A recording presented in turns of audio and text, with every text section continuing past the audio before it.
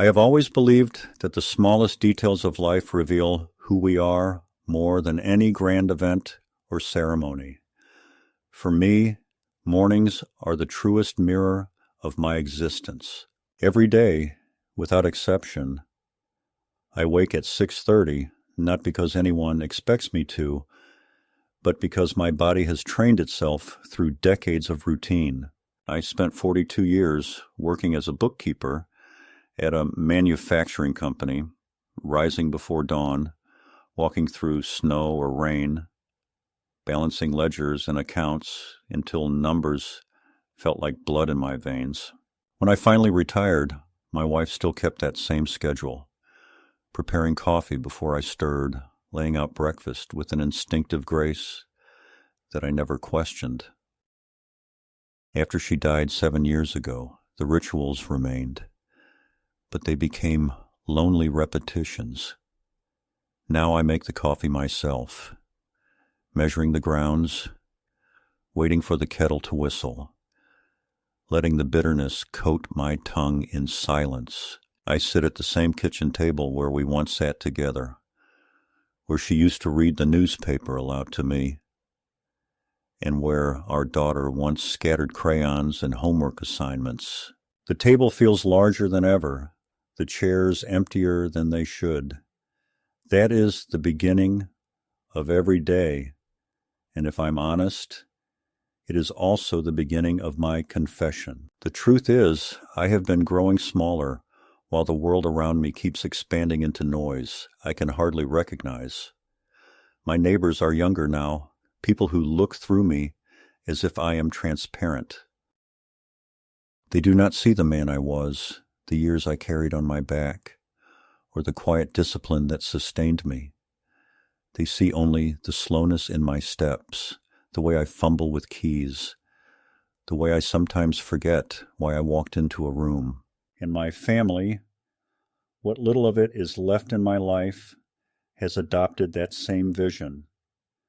My daughter calls rarely, my son-in-law even less, and when they do, it is never about how I am.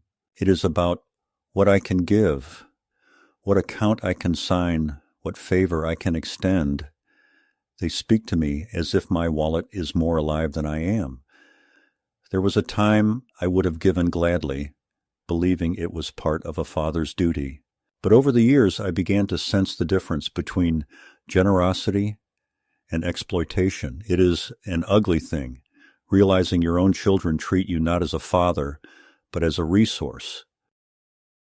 Still, despite everything, I clung to the faint hope that one day they would remember me not as an obstacle or a bank, but as a man who raised them, loved them, and taught them the very skills that carried them into their lives. That fragile hope is what kept me answering their calls, writing checks, forgiving their silences, swallowing the humiliation when they forgot birthdays or ignored holidays. It is what made me keep a suit pressed in my closet, just in case there was ever an invitation to a dinner or a gathering where they would want me present, even if only for appearances.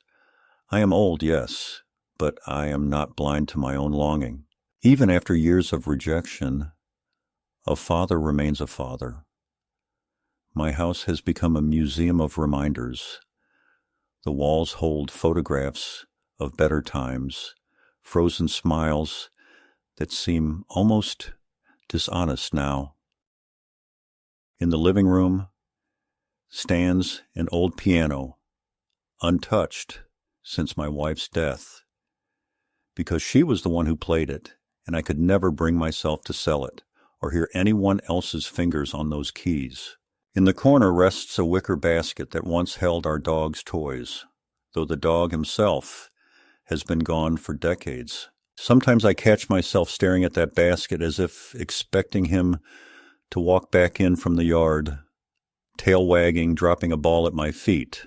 These objects haunt me not because they are painful, but because they remind me of who I was when life still had a rhythm of togetherness.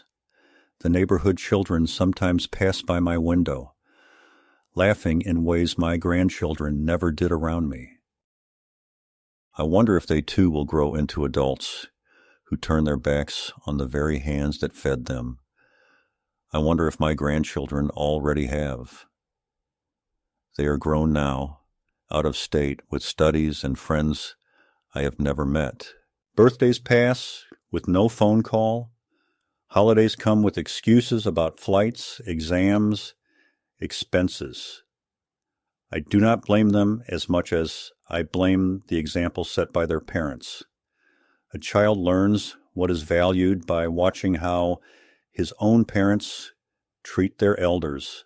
My daughter and her husband taught them that I am disposable. I have grown accustomed to the silence, but not immune to it. There are nights when the quiet presses on me like a physical weight, when I hear the house creak and mistake it for the sound of my wife's footsteps, when I find myself speaking aloud just to remember the cadence of a voice in the room. I read books more slowly now, not because my eyesight is worse, though it is, but because I try to stretch out the companionship of words.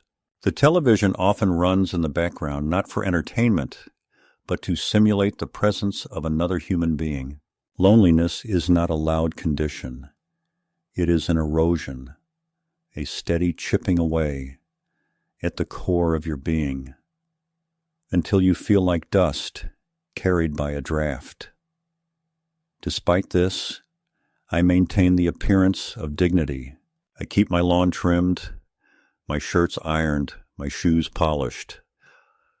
When I go to the grocery store, I smile at the cashier, exchange pleasantries, pretend as if life is orderly and calm. People do not want to hear about sorrow. They avert their gaze when confronted with decay, with the inevitability of decline, and so I let them see the mask, while inside I carry the truth. I am waiting, not for death, but for acknowledgement, a recognition that my existence still matters. This confession may sound bitter, and perhaps it is, but bitterness grows in soil, watered by neglect. Still, I have not surrendered hope completely. That is why, when my daughter called last week with an invitation to dinner at her house, I felt something in my chest stir, like a bird long thought dead. She said it casually, as though it were nothing unusual. But to me, it was as if the world tilted back into balance for a moment. I imagined us sitting at a table together, speaking not of money or inconvenience, but of memories, of family, of shared life. I pressed my old suit again, polished the same shoes I once wore to her wedding, rehearsed what I might say if the conversation faltered. I told myself this dinner could be the bridge back to something I thought lost forever. I know it sounds foolish, after so many years of slights and disappointments, to still hold on to such hope, but I am not ashamed of that. Hope is not weakness. It is the only weapon left for a man who has already lost so much. Perhaps this dinner will change nothing. Perhaps it will only reopen wounds. But I must go, because if I do not, I will always wonder whether I missed the last chance to reclaim my family before time finishes erasing the little I have left. On the afternoon of the dinner, I stood longer than necessary in front of the mirror and tried to smooth the waviness out of a tie that had been knotted and unknotted so many times it had learned my hands better than I had.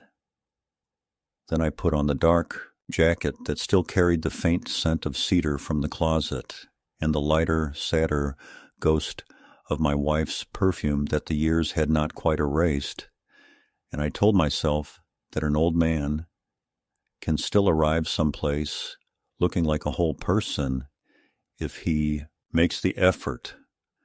I set the pie I had bought from the church bake sale, apple with a lattice my wife would have fixed with a finger in the sugar, into a paper bag, and I walked outside where the evening had the brittle brightness of late fall, the kind of light that seems to insist on clarity.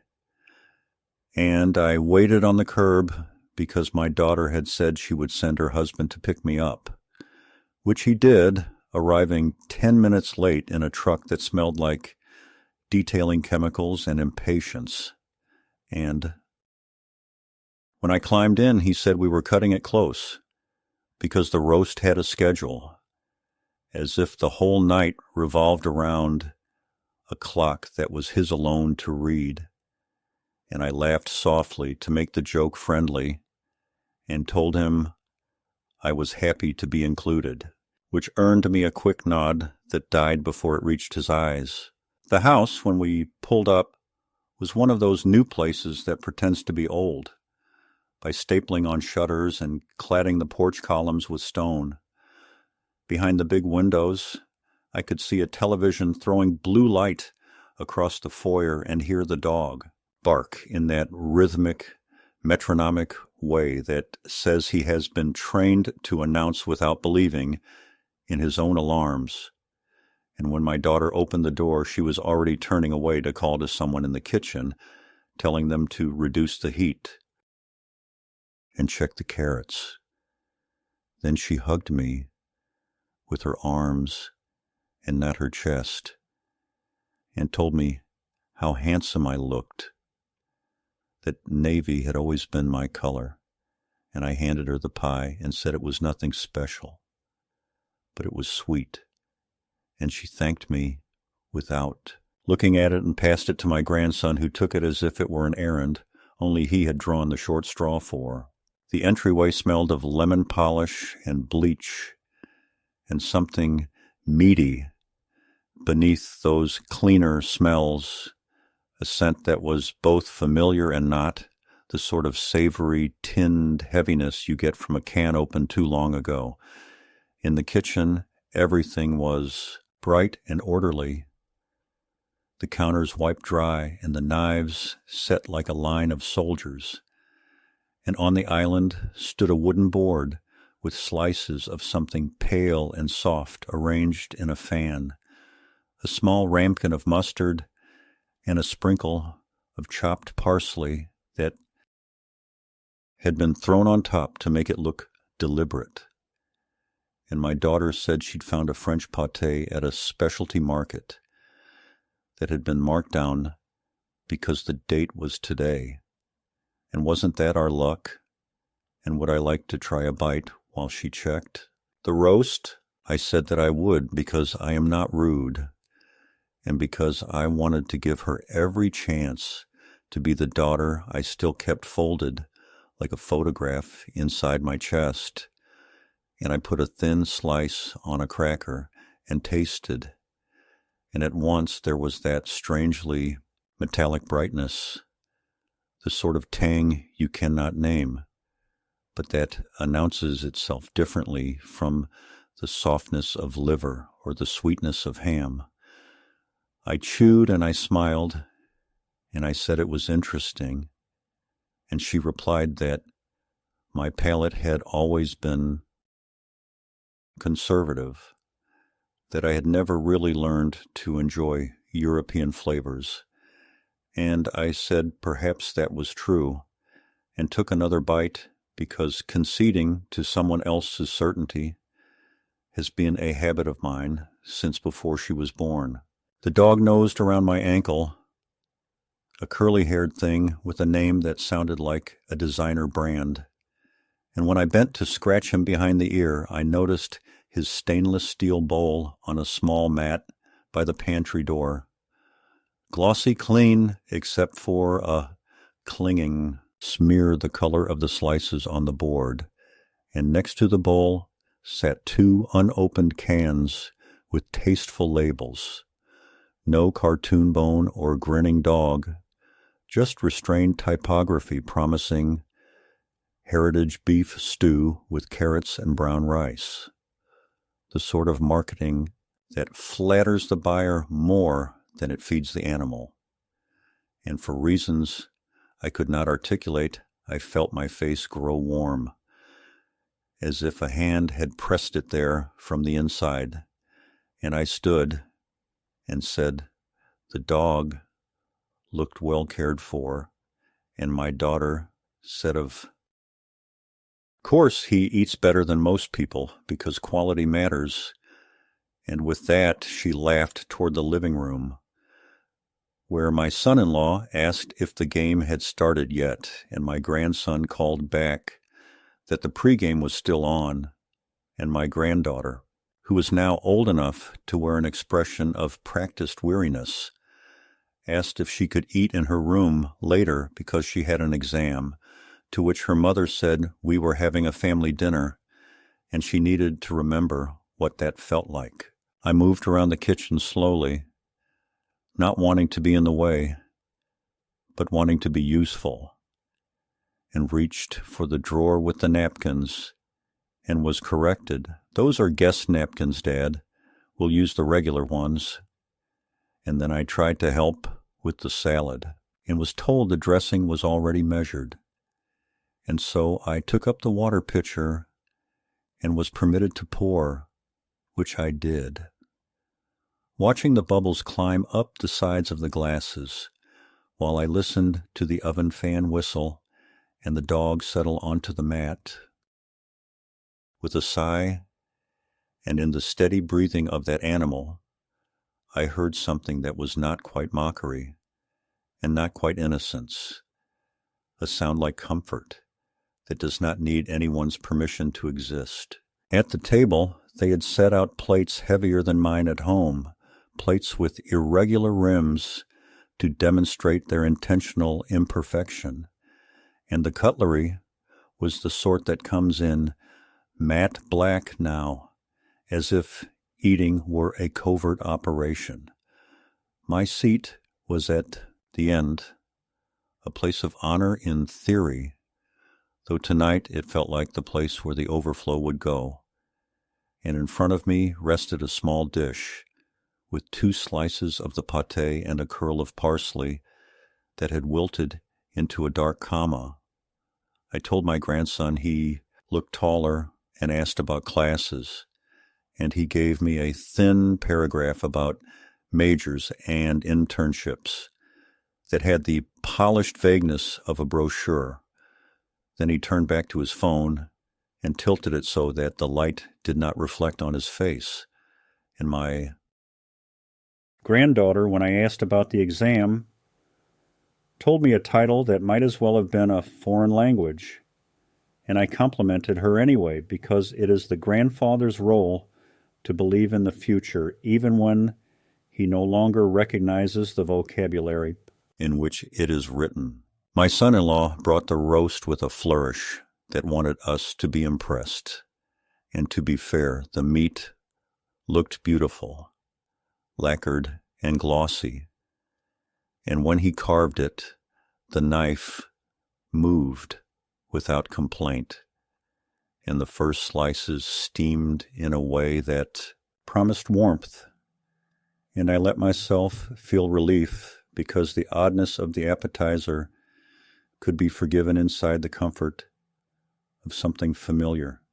He served my daughter first, then the kids, then me, and as he set my plate down, he winked and said he had trimmed the fat because at my age one should be mindful, and I thanked him because I am a man who solves the insult by washing it in gratitude. And I lifted my fork and cut a careful bite and brought it to my mouth and paused because the same shadow of scent that had hovered in the kitchen reached me again, not from the roast that was fine and savory, but from the sauce spooned over the mashed potatoes, a thick brown puddle that cooled faster than it should and clung to the fork the way gelatin does when it is asked to pretend to be gravy. I tasted it, and I did not flinch. And again, there was that singed tin brightness, that chalky undertone that does not belong to a stock pot, but to a factory line. And when I swallowed, I glanced toward the pantry door, not meaning to, and saw that one of the tasteful cans was now gone, and the recycling bin, clear plastic, had the lid of a similar can nested inside a wine bottle. And I told myself not to be suspicious, that I was an old man making patterns where none existed, that cost-saving cooks stretch sauces with whatever they have at hand, and that perhaps the specialty pâté had simply bled its character into the dinner in an enthusiastic way. My daughter watched me as one watches a baby taste lemon for the first time, her head tilted, lips pressed tight in the quiet thrill of anticipation, waiting for the expression that would follow, diminished sense of taste. And I assured her it was lovely, that I appreciated every effort she had made, and I lifted my glass and complimented the wine, which was not remarkable, but which wore a label that sounded expensive. And I said the house looked beautiful, and the children looked smart, and that I was proud, and I saw her shoulders relax by a degree, as if a test had been administered, and I had not failed it by saying the wrong thing. After a while, the conversation found a rhythm that excluded me without being unkind.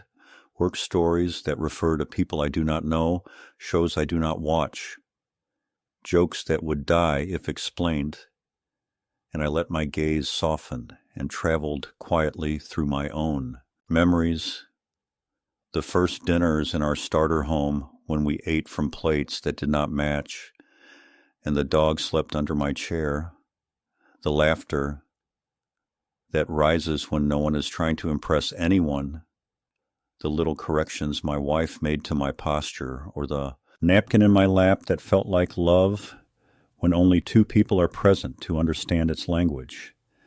And then the dog stood and moved to my side again and rested his chin on my knee, and I smelled his breath, not unpleasant, but unmistakably familiar too.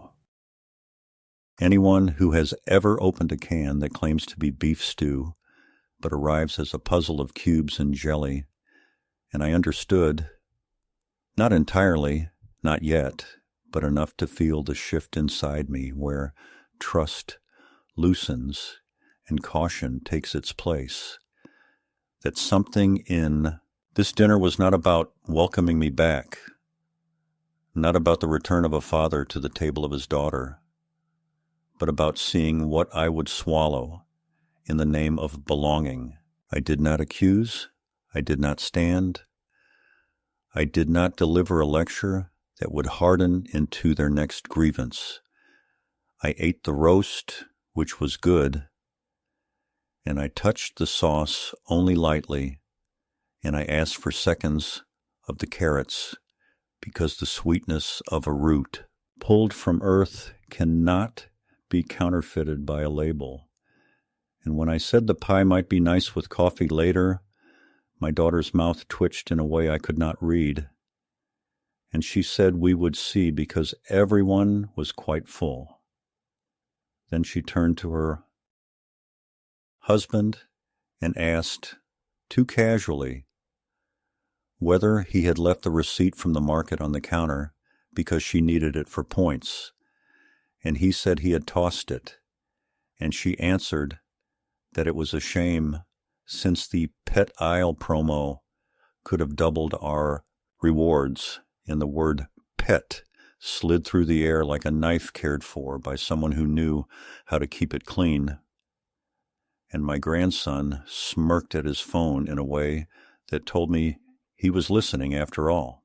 I took a sip of water and felt the glass cool against my lip, and I told myself that I would finish this meal with the same composure with which I had entered this house, and that later, when the dishes were done and the goodbyes were said and the night broke open into its honest darkness, I would sit down with my own thoughts, and I would decide what a man must do when the people who share his blood ask him, without words, yet with perfect clarity, to trade his dignity for a chair at their table. I knew enough to keep my face steady, to chew the roast and swallow as if it were no different from any other dinner.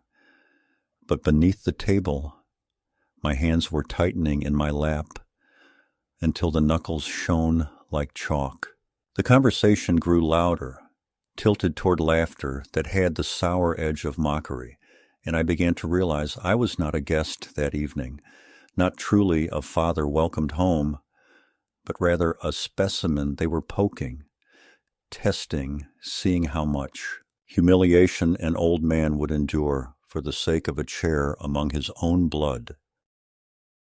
My grandson muttered to his sister that they should record this for later, and she smirked, lifting her phone halfway as if preparing for a photograph, but the screen was already glowing red from video. I caught the reflection in the black gloss of a cabinet and felt the cold bloom of shame spread through me, not only for myself, but for them, for how far they had fallen into cruelty dressed as comedy. My son-in-law carved another slice of meat and dropped it onto my plate with exaggerated ceremony, saying loudly that Dad always liked the cheap cuts, the leftovers. He's not picky. He'll eat anything. My daughter added with a smile too sharp to be tender that I had been raised in the Depression era and probably couldn't tell the difference between fine cuisine and dog chow anyway. The children giggled, repeating the phrase dog chow under their breath like a new family password, and I forced myself to sip from my glass rather than give them the satisfaction of a reaction. Yet the sauce clinging to the potatoes betrayed them again with its strange metallic tang, and when the dog nosed at my knee, licking his chops with a hunger that seemed directed not at the meat on the table, but at my own plate, I understood in a sudden terrible clarity what had been done. They had served me from the same stock they gave their pet, perhaps mixed into the gravy or sliced neatly and dressed with parsley, as though dignity could be erased by seasoning. Still I said nothing. A man can endure insults, but what corrodes is when those insults are witnessed by others and left unanswered. My granddaughter leaned across the table, her eyes bright with the intoxication of cruelty, and asked me whether I found the meal delicious, whether it reminded me of the stews I used to make when money was tighter. I looked at her, and for a moment I almost did not recognize her as family, but as some stranger who had never known my lap or my bedtime stories. I answered simply that the carrots were excellent, and the silence that followed was heavier than any insult, because it left them uncertain whether I had truly swallowed their cruelty or whether I had seen through it. My daughter recovered quickly, patting my hand with feigned affection and saying that it was good to see me enjoying myself, her nails pressing just hard enough to leave little half-moon dents in my skin, and I wondered when a touch meant to comfort had become a weapon to assert control. The evening dragged into a farce of civility. They spoke of vacations they planned without me, of purchases made with money I had once provided, of investments they were considering that sounded suspiciously like schemes. I noticed the glances between husband and wife when expenses were mentioned, the subtle checks, to see whether I was listening, whether I might still be useful as a source of funds. It dawned on me then that the humiliation at the table was not an accident, but a measurement. They were gauging how far they could push me, how much pride I was willing to forfeit in exchange for their company. If I could eat the food meant for a dog and thank them for it, then perhaps I could be maneuvered into signing papers, transferring accounts, surrendering the remnants of my independence with the same meek gratitude. When dessert was finally brought out, my pie, sliced thin and placed on plates that looked more like afterthoughts than offerings, they did not serve me first. They served the children, then themselves, leaving my plate last, as though hierarchy had been rearranged, and I had slipped to the bottom. The pie was familiar, sweet, and soft, but I tasted nothing. My thoughts were on the phone still resting in my granddaughter's palm, the video she had taken, and the certainty that soon it would be shared, perhaps with friends, perhaps with strangers, a spectacle of an old man tricked into eating dog food. While his family laughed, I imagined the comments, the laughter, the way the moment would be replayed again and again until my humiliation became permanent. And yet, through the tightening in my chest and the burn in my throat, I also felt something else begin to stir. Not just anger, but clarity. They thought I was weak, too desperate for love to resist, too diminished to defend myself. But humiliation, once it reaches a certain depth, no longer destroys. It hardens. And as I sat there, nodding politely, forcing one more bite of pie, I realized the game had shifted. They believed they had stripped me of dignity, but in truth, they had revealed themselves completely. I would remember every smirk, every whispered joke, every cruel glance toward the pantry door. I would remember it all, and when the moment came, I would not answer with shouting or tears. I would answer in a language they understood far less than ridicule, the language of justice, patient and final.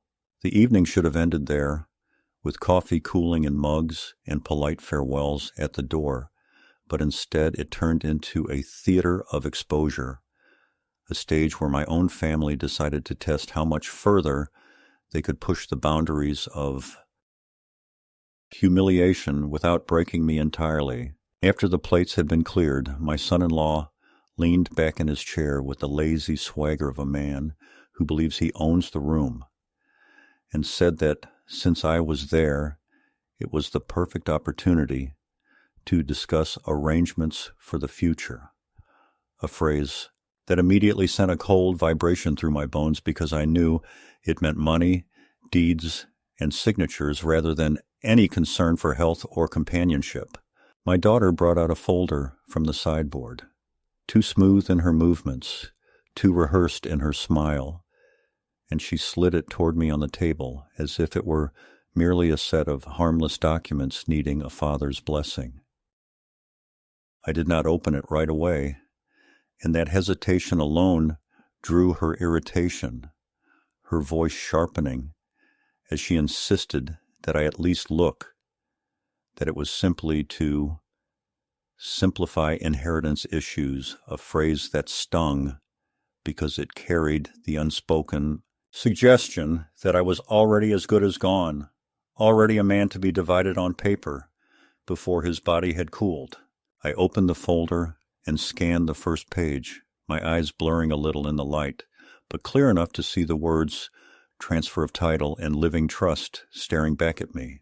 It was written in the sly language of bureaucracy, pretending to offer protection, while in truth it placed every asset I owned under their control.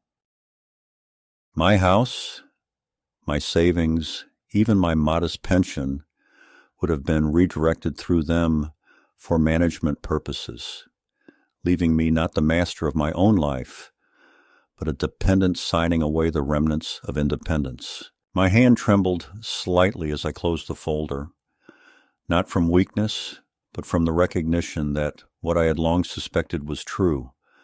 The dog food and the sauce had been no isolated prank, but a deliberate prelude, a test of obedience before the finals, demand of surrender. When I told them calmly that I would not sign, the air shifted at once, like a curtain drawn back to reveal actors who had grown tired of playing kindness. My daughter's smile flattened into something brittle. Her husband's jaw tightened, and the children smirked openly. The performance no longer needed. She said I was being paranoid, that I had always been suspicious, that it was for my own safety, because what if something happened? What if I fell ill? What if I forgot to pay bills or left the stove on? She said it with the tone of a caretaker, but behind every word was accusation, an insinuation that I was already incompetent. I reminded her, with as much steadiness as I could, that I still lived alone, still managed my own accounts, still cooked my own meals, and walked without aid. But she waved it off as denial, pointing out that I had mistaken the sauce for something unpleasant, that perhaps my taste buds were failing, that memory too was a fragile thing at my age. My son-in-law added that it was time for me to stop pretending I could do everything myself, that responsible men know when to pass the torch. And the way he said torch sounded less like a symbol of guidance and more like a burden to be dropped. The children laughed then in that casual, cruel way that only the young can, unafraid of age because they have never felt it. My grandson suggested maybe I should just live with them, that they could set me up in the spare room where the dog slept. And he said it as a joke, but no one contradicted him, and I saw in my daughter's eyes that she was weighing it, considering how convenient it might be to reduce her father to a dependent presence in the corner of her house. The image struck me like a blow. Myself lying on a cot that smelled of kibble and bleach, my days reduced to waiting for scraps, my dignity dissolved completely.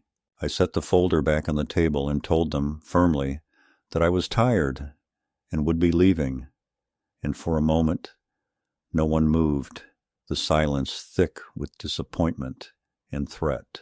My son-in-law finally said that refusing to cooperate was only making things harder for everyone, that in the long run the law would side with practicality, not sentiment.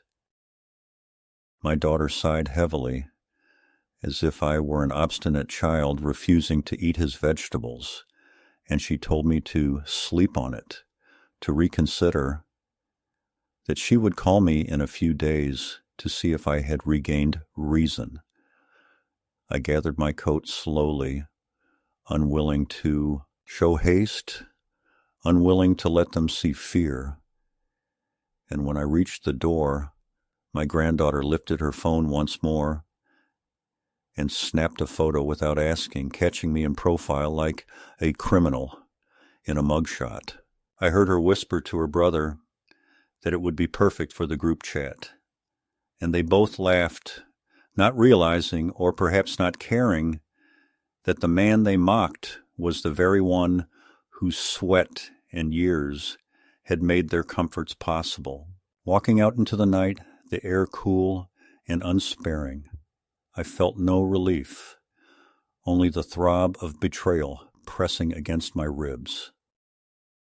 The streetlights stretched my shadow thin and bent, and I thought of my wife, how she would have wept to see her family turn into predators circling the man she once called her rock.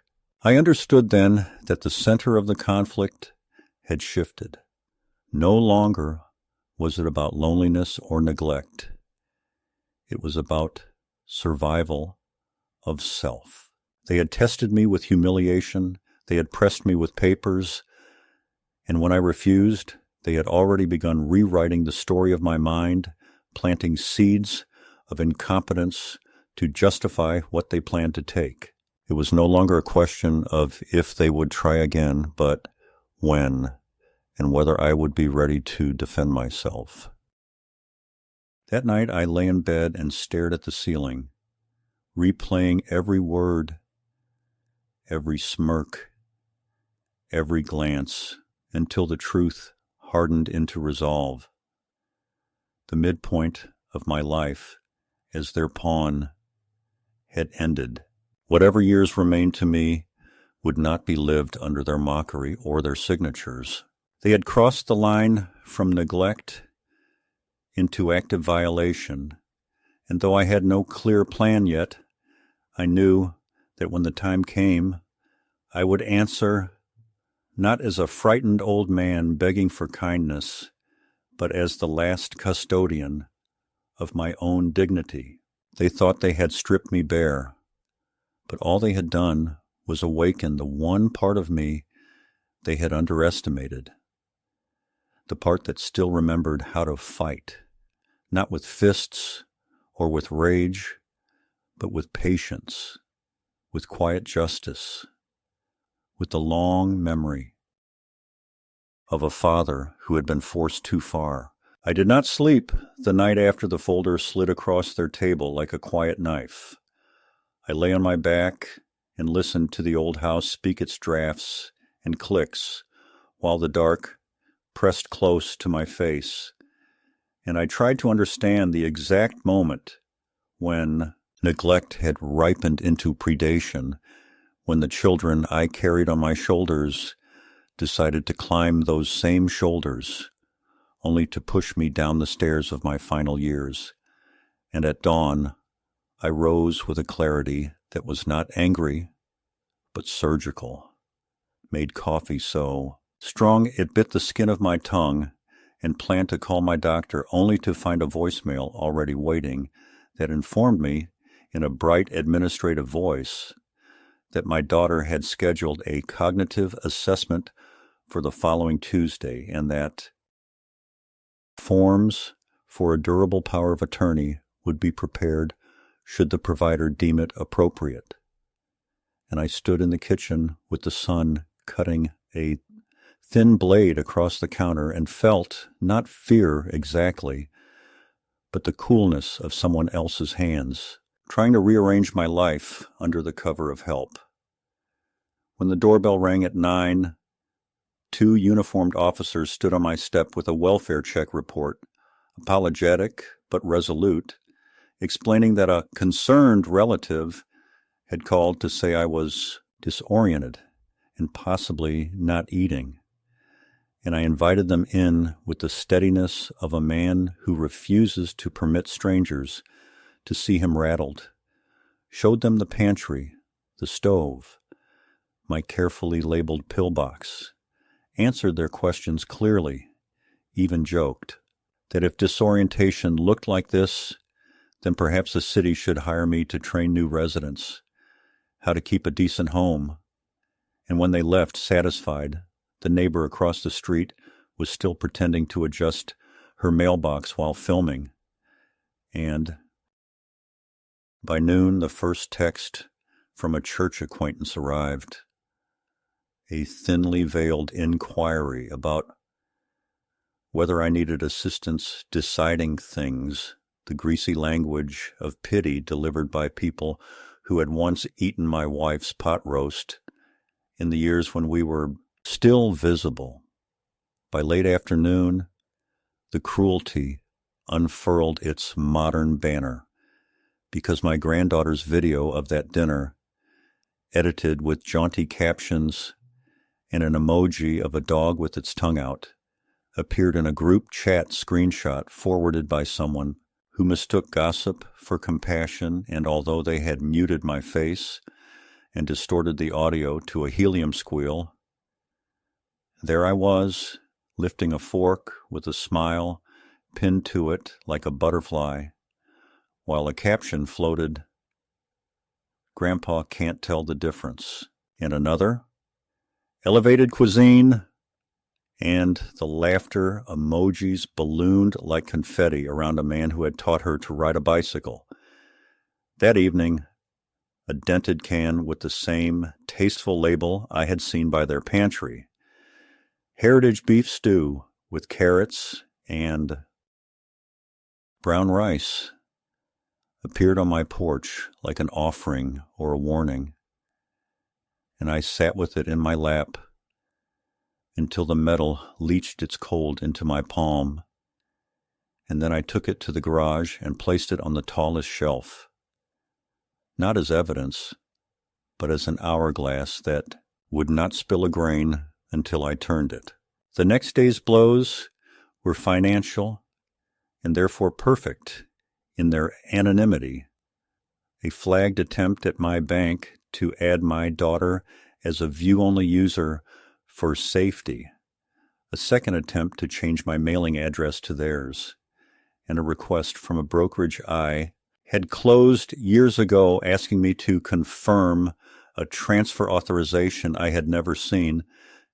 And I went to the bank in person because the telephone is a weapon that belongs to those who lie without blinking. And I sat across from a manager who had known my wife's handwriting and my stubborn insistence on passbooks. Long after the world forgot them, and together we installed codes and phrases and in-person only flags that transformed my accounts into safes within safes. From there, I walked to the clinic and canceled the appointment my daughter had made. Then, in the same breath, I asked for a voluntary comprehensive cognitive exam, explaining that I expected a storm and preferred to lash my own lines before the wind declared me unseaworthy, and the physician, kind, brisk, unwilling to be used, scheduled me for the following morning, then drew a boundary in clear ink by noting in my chart that all third-party requests must be accompanied by my signature, and I thanked her not as a supplicant, but as an equal in the fight for my name.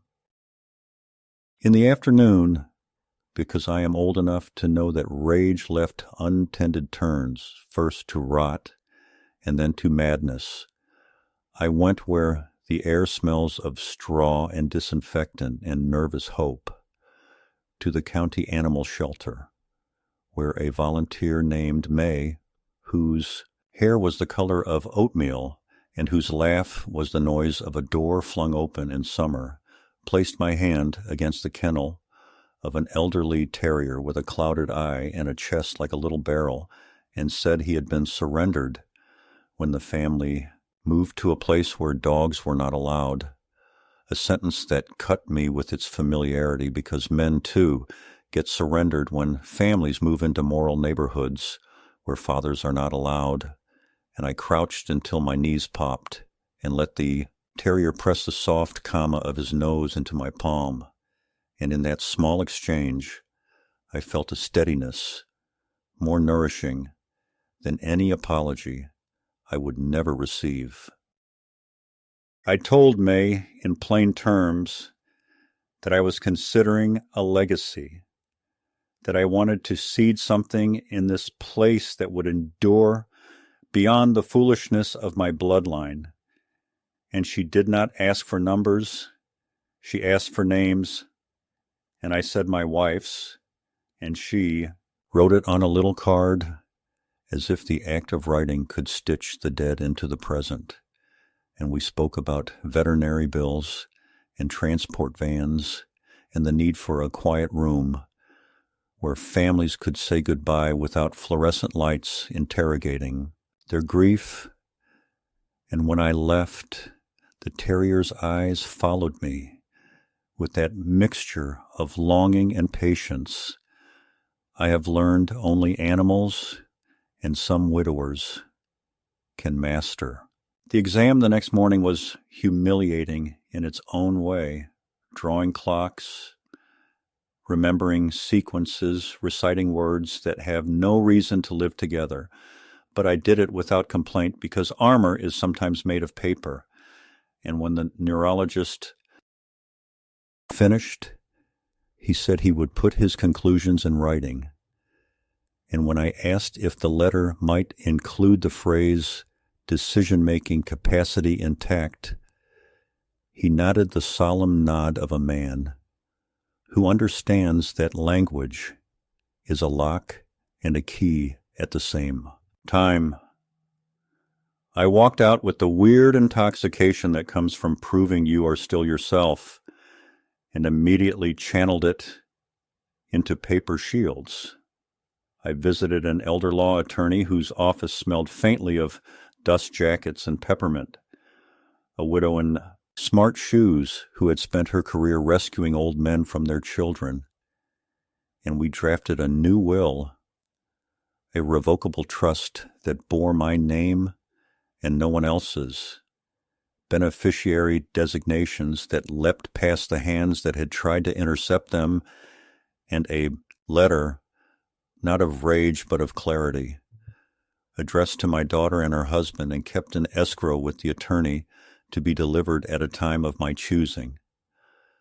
A letter that explained, in sentences long enough to force breath into their reading, that a man who is made to eat with a dog will at last make dogs his heirs, not as spite, but as the most honest translation of the love he was denied. As all that scaffolding rose around me, there was predictably a counterattack shaped like concern. They appeared at my door on Sunday with a pastor in tow, a man who had once preached my wife's funeral, and my daughter stood with her hands pressed under her elbows the way she does when rehearsed sincerity is about to spill. And she said they were worried about isolation, that the tests were frightening, that they had been speaking with a care coordinator who could lift the burden of my life from my shoulders. The pastor tried to soften it with talk of community and seasons, and I, who have shoveled driveways through seasons unasked, invited them in, poured coffee I did not intend them to enjoy, and listened until their sentences formed the net they had meant to cast. Then I thanked the pastor and asked if he might step onto the porch with me for just a moment, because the pruning of the hydrangea showed signs of canker. And there I told him quietly that I would not be used as a sermon, that the battlefield was already littered with pamphlets and pity, that I needed only his silence.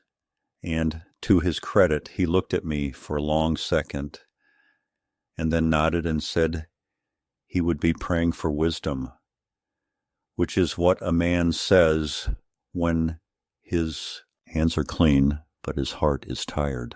Inside, without the witness of the cloth, their voices rose. My son-in-law, letting his jaw swing open as he explained that taxes were complicated and that he had seen a notice on my counter and would be happy to set up autopay. And when I told him the notice was a coupon for a window replacement I had no intention of buying, he had the decency to blush. And then my granddaughter, who had placed her phone face down on the table as if that gesture were innocence, asked whether I remembered her first piano recital. As if memory were a hinge they could loosen with kindness and then swing wide for entry.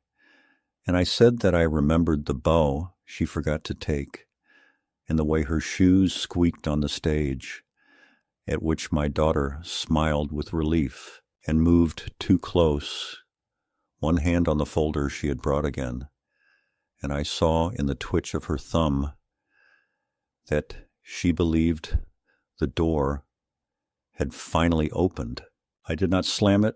I let the moment breathe, because what I planned could not be built on the heat of temper. And I said that the future deserved a table of its own, and that I would host them next Sunday, that we would eat and talk, and I would bring my papers then, and their faces softened the way faces do when prey steps into the clearing. They hugged me, light, brittle, tactical, and when the door closed behind them, I leaned against it until the wood cooled through my shirt. And I knew with the marrow-kind certainty a man gets only a few times in his life that the second act had arrived, and it was mine to direct. The week that followed tried to undo me with small sabotages. A call from the pharmacy explaining someone had tried to change my medication pickup location to a store near my daughter's house. A letter from a nonprofit I had never supported thanking me for a pledge made online in my name. A visit from a utility worker who had an order to inspect a leak I had not reported and who shrugged, apologizing when I asked who had called. And in the grocery store, my cart was nudged by a stranger who looked at me with the curiosity of someone who recognized my face from a video they would never admit to viewing. And I lowered my eyes not from shame, but to hide the smile rising, because nothing tells you you're on the right path like an opponent, showing you their last arrow before they draw the bow. I bought vegetables that remembered the ground, beef from a butcher who names the farms as if reciting kin, spices my wife once trusted, and from a boutique pet store frequented by women with coiffed dogs wearing sweaters, a selection of the very pâté and stews my daughter had favored for her animal, as well as a few tins whose labels announced with aspirational typography that they were human grade, all of which I paid for in cash. That has never betrayed anyone who knew how to count. On Friday, I visited the shelter again and sat with May in the quiet room, a space with a lamp that made a circle of kindness out of the air, and signed a memorandum of intent that would one day become a plaque, not shouting my name, but whispering my wife's. And it was there that the old terrier, his name, I learned, was Benny, which is a name only good people give small dogs, placed his paw on my shoe, and looked up at me with the politeness of a courtier, asking permission to love. And though I did not take him home that day, because plans must ripen, I promised him, and in promising him, I felt my spine straighten, as if my body were a flag, and the promise a wind lifting it. Saturday evening, as the sun fell behind the roofline and painted my living room the color of a bruise healing, my phone lit with a message from my daughter that said simply, "We're bringing the pastor again. It helps." And I replied with a single sentence that I reread 5 times to ensure it contained no heat a lawyer could later ignite. "Only family for this conversation, please." And after a long pause, she replied, "Of course," which told me the battle had finally forced them to step onto the plane where a man's voice, unadorned by witnesses, must fight on its own merits. I set the table carefully, using the good plates my wife kept for company, who never came. After she was gone, polished the forks until they flashed like small moons, placed a vase with 3 chrysanthemums at the center because she loved odd numbers and flowers. And in the kitchen, I organized the cans and the stock and the butter into stations, like a general arranging regiments, not with malice, but with attention, because justice is not a mood, it is a craft. That night, when the house was quiet and the plan lay across my mind like a map etched in phosphorescence, I sat at the desk and wrote one more letter, this one to myself, a promise that I would not let rage spoil the precise mercy I intended to deliver, a reminder that it was not my place to destroy them, but to reveal them, and then to remove the reward they believed they were owed.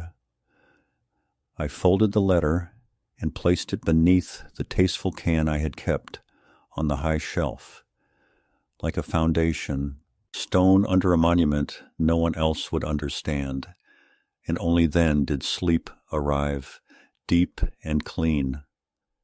Not the collapse of a hunted man, but the rest of someone who has set the table for his own rescue. They arrived on the dot of 6 with smiles pressed onto their faces like labels on jars, the kind that peel at the corners when the room gets warm. And I opened the door as if the hinges had never learned to complain, invited them into a house that smelled of butter and thyme and something darker beneath, and guided them past the hallway where the photos of our better years hung like witnesses who had sworn to tell the truth.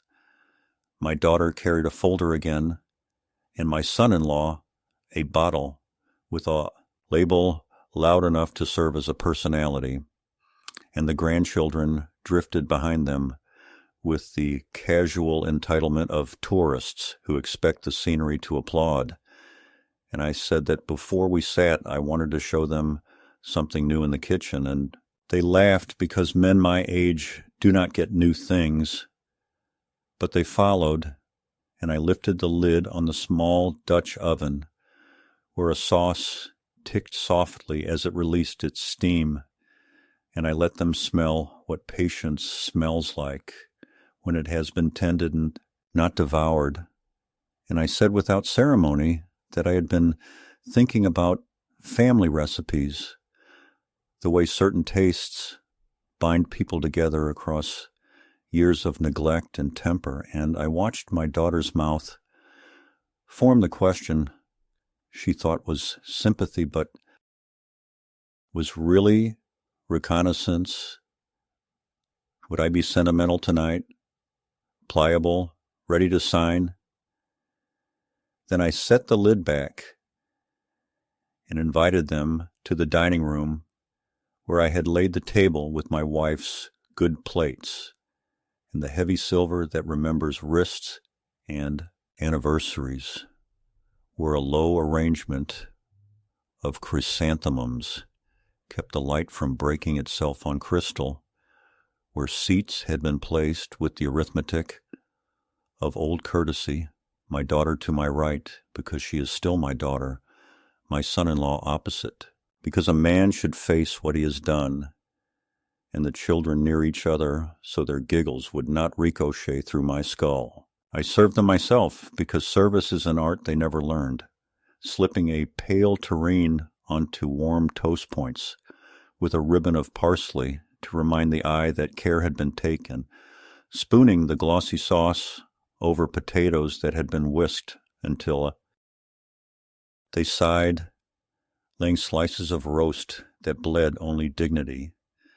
And when they raised their forks and said, "How lovely, how tender, how refined," I poured the wine with a hand steady enough to write its own affidavit, and I asked in a voice smooth as the gravy whether the seasoning suited them, whether the texture pleased them, whether they appreciated the depth.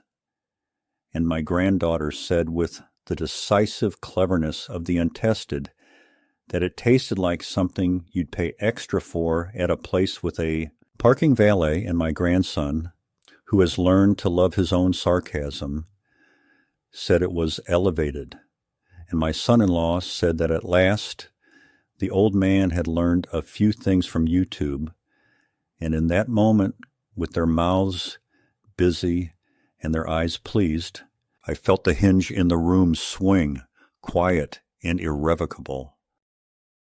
I did not keep them waiting for the door to shut. I stood, walked to the sideboard where the folder I had brought to the table earlier lay beneath the linen like a knife under the napkin, and placed on the cloth 3 objects that did not belong to the choreography of a family dinner.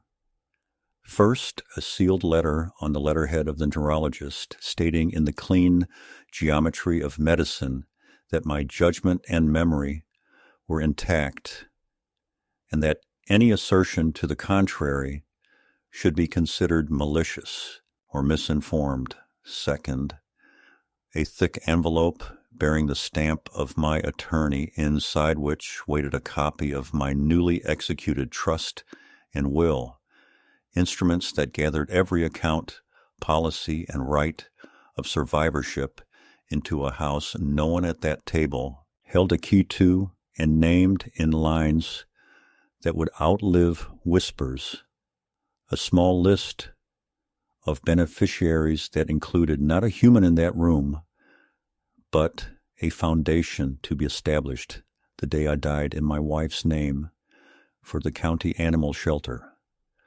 Third and last, the can. It was the beautiful can, the tasteful one from their pantry, the one that looked more like a craft beer than food for a creature who licks a floor to show gratitude, and I set it between the candlesticks as if it were a centerpiece and tapped its rim with my fingernail until the metal answered in a little bell that drew all their eyes.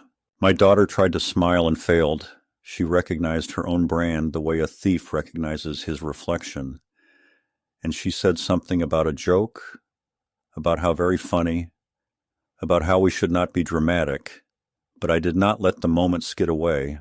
I told them calmly that the terrain they had praised and the sauce they had loved were made from the same human-grade tins. She buys for the dog, she says, eats better than most people. And I let the words stay on the table among the knives and the crumbs, and I watched comprehension soak into their faces like broth into stale bread. And I saw my granddaughter's hand move toward her phone, only to hesitate because no filter could make this palatable. My son-in-law spat into his napkin, theater rather than necessity, and accused me of endangering them. And I lifted the label I had slit from a second can and read aloud the list of ingredients, more honest in its enumeration than any story told about me this past year. And I told him that nothing had endangered them except the appetite they had cultivated for humiliating others, and that tonight I wanted them to feel, on the tongue and under the skin, the proximity between contempt and consumption, the way mockery tries to turn a person into an animal in order to justify what is taken from him. My daughter swore that this was cruelty, that I had gone too far, that serving them dog food was an unforgivable act, and I let her finish because I have learned that righteous certainty arrives winded. Then I told her that I had fed them nothing, would not eat myself if I considered the company worthy, but that I had chosen not to eat tonight because fasting clarifies, and because I wanted the memory to belong entirely to them. And before she could gather her outrage into another spear, I slid. The neurologist led her across the cloth so she could stab her eyes on words that would not bend. And then I placed the trust documents beside her wineglass and said that moving forward there would be no more requests, no more arrangements, no more emergency calls about tuition or tires or taxes, that the legacy of my years would bypass their hands without malice, only accuracy, and that if they ever wondered why, they could consult the can. My son-in-law reached for the papers with the casual entitlement of a man who expects every sheet to obey him, and I told him gently not to bother, that the originals were with counsel, and the accounts already retitled, that failing the laws of the land he had tried to leverage against me, there was now nothing to be gained here but honesty. And as he began to rise, I raised my hand, palm open, not to command, but to bless a silence into being, and I said I had one more thing to present. And I whistled the small whistle I had not used since the dog of my youth would come running dust-footed across the yard. From the hallway came the soft click of small nails on hardwood, and the old terrier, newly bathed, wearing a red collar with a brass tag that already knew my house by heart, trotted into the room and sat at my heel as if he had been doing it for years. The grandchildren softened because some goodness still lives even in soil salted with scorn, but my daughter looked stricken, and I stroked the dog's head and said that his name was Benny, and that he and I would be visiting the shelter often, because there were things to be built in my wife's name, a transport van to carry animals out of danger, a quiet room with soft light and a better kind of goodbye than most people get, a fund for medical care when cruelty or poverty did the work that indifference finishes, and that this was not vengeance, but tender arithmetic, the balancing of a ledger they had put in the red for years. And then, because clarity without consequence is only a lecture, I told them that I had recorded the audio of that earlier dinner in their house, the mocking, the captions they rehearsed aloud before publishing, the sound of a can being opened not for an animal, and that file now lived with the same attorney who held my trust, not for the Internet's pleasure, but for the plain utility of the truth should any court again be asked to decide whether I needed guardians for my mind. They exploded then, not with shame, but with noise, my son-in-law launching into legalisms he did not understand, my daughter demanding the return of a father she believed was still in reach, so long as signatures remained loose.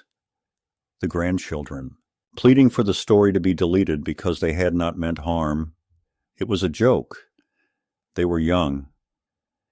And I listened because listening is the last luxury of the old. Then I stood, lifted my glass of water, clear, undecorated, faithful, and said that the door would be open for them when respect was their first language, not their last resort, that the pastor need not come, that my doctor had already visited, that my papers were set, that my table would remain here, and I would be eating well. And as I walked them to the threshold, I handed my daughter the can, not as a trophy, but as a mirror, and I asked her to keep it on her counter where her conscience could reach it. On the porch, with the light coming on, because habit is a good servant even when hope resigns, they tried one more time to gather me into the familiar net of obligation and fear, and I cut it with a sentence I had had to live to earn. You fed me as If I were less than a man, and now the hungry will be fed in my name, not yours. Then I closed the door on their astonishment, and the dog curled against my slipper, and at last the house exhaled, and somewhere beneath the floorboards I felt the old timbers settle around a truth that had found its shape. In the days that followed, I discovered that a house can learn to breathe again when fear is shown the door, because the morning after I closed it on my family, the rooms filled with the plain smell of coffee and dog shampoo and the small, hopeful sounds of Benny's paws investigating corners my wife once dusted. And I walked him through streets that had watched me age without speaking and felt, to my own surprise, not triumphant or vindicated, but simply level, as if the ground had finally stopped tilting under the weight of other people's appetites. The calls came, as I knew they would. First the hot ones, full of sputtered accusations about reputation and betrayal and what I owed to blood. Then the colder ones, chipped out of legalese and old grievances, and I answered none of them, because silence is not the absence of an answer, but sometimes the only answer that refuses to lie. And when a letter finally arrived, without a return address containing the very can I had pressed into, and old grievances, and I answered none of them, because silence is not the absence of an answer, but sometimes the only answer that refuses to lie. And when a letter finally arrived without a return address containing the very can I had pressed into any longer, which I read twice before putting the can on the highest shelf of the pantry, where objects that once controlled me now serve as reminders rather than masters. Through the grapevine that passes for community, I heard that the video of my humiliation had been removed, not with apology, but with the tidy explanation that context was missing, and I let that phrase pass through me like smoke, because context is the last privilege, the cruel claim when they are caught, and I did not need the Internet's cooperation to feel restored when the neurologist's letter arrived with that hard, simple sentence about intact judgment, a line so clean it might as well have been a keel I could balance on while the waves of rumor spent themselves on the sand. Benny and I kept our appointments at the shelter, where May showed me a corner room with a window that looked onto an oak whose leaves clung stubbornly through the first snow, and we stood together in the quiet afternoon while a contractor measured and a volunteer held a handful of fabric swatches up to the light. And when May asked what the plaque should say, I said to write my wife's name without dates, because she has never really left the rooms I inhabit, and to add only the small sentence: she used to whisper to nervous dogs and to me when the world gnawed at the edges of our patience, which was that everyone gets to go home, and I signed a first installment check that did not hurt to write, because money, when it moves toward kindness, stops being a ransom and becomes a key. On Sundays, I set one extra cup on the table out of habit, and then poured the coffee back into the pot without bitterness, and I learned the routes of the neighborhood, like a postman of my own days, stopping to tie a loose swing in the park to show a boy how to oil a squeaky chain, to accept a jar of late peaches from a widow who had noticed the way Benny sat when I told him to wait, and who said it was nice to see a man insist on manners when the world had forgotten them. In the evenings, reopened the piano and discovered that While my fingers had lost agility, they had not lost reverence, and I played scales that sounded like someone sweeping a chapel after a long service, which turned out to be all the prayer I needed. There were attempts, of course, because people who have eaten for years at a table they did not set rarely accept that the kitchen is no longer theirs. A call from a banker asking if I intended to rescind the access I had never granted. A postcard from a retirement community with my name pre-printed on a tour date I had not scheduled. A message relayed through a church lady that an apology might be forthcoming if only we could agree to meet halfway, which made me smile because the halfway point between cruelty and respect is still cruelty, and I am too old to live in fractions.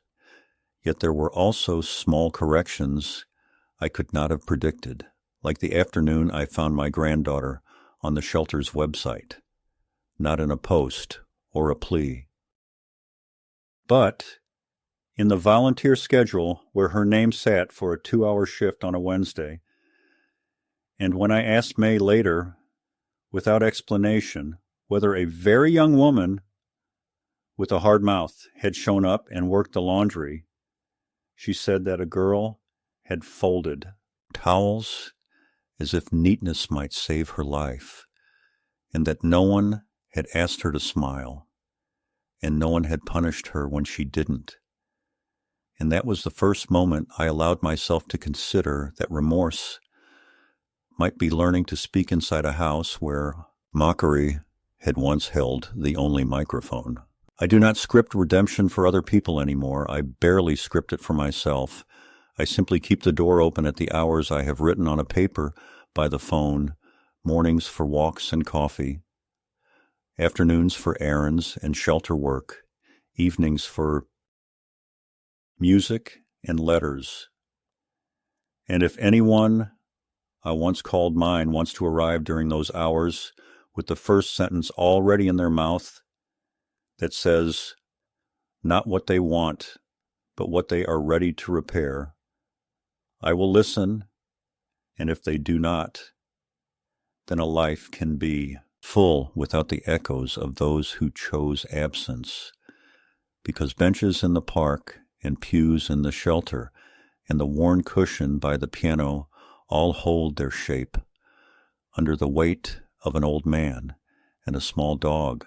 The trust is inked and sleeping in its drawer like a well-trained guard. The accounts sit in their safes like obedient animals waiting to be released toward causes that do not laugh when no one is looking.